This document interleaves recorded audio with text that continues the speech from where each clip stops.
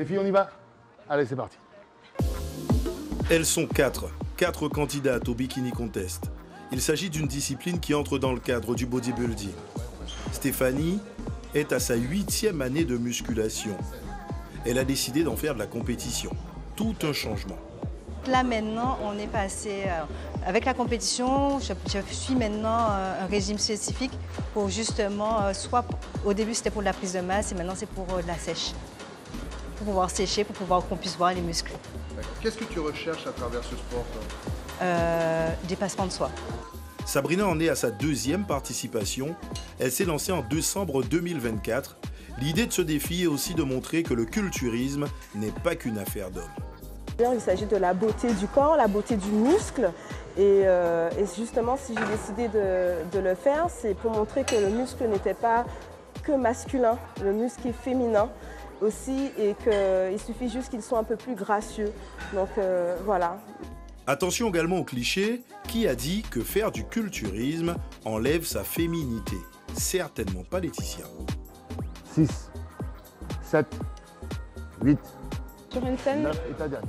j'aimerais bien montrer qu'on peut être féminine tout en étant musclée, tout en pouvant se dépasser parce que pour avoir du muscle, c'est un processus qui est très minutieux au final. Il faut avoir une discipline, il faut avoir une rigueur.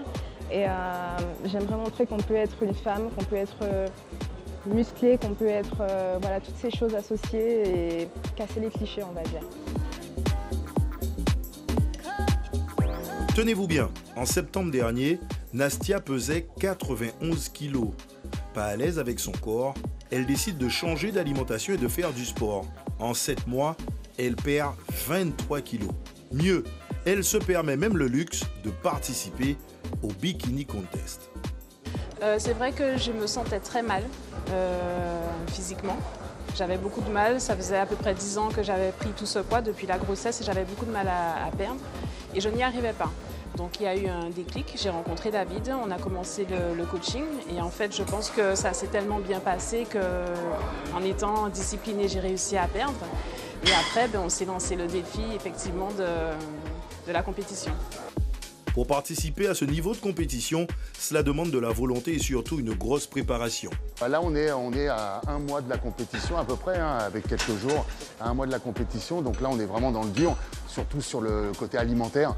Voilà, donc là, l'entraînement, c'est 1 heure, 1 heure et demie d'entraînement de musculation par jour. C'est une demi-heure à 3/4 d'heure de cardio après la séance. Et c'est une restriction vraiment très drastique au niveau alimentaire. D'accord. Alors, est-ce qu'elles doivent changer vraiment leurs habitudes par rapport à leur quotidien? Comment ça se passe? Ah oui, là, c'est vraiment, tout est en fait minuté.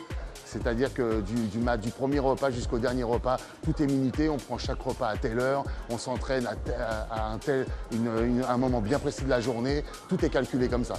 Nous sommes à 1 mois de la compétition qui se déroulera à la fin du mois de juin.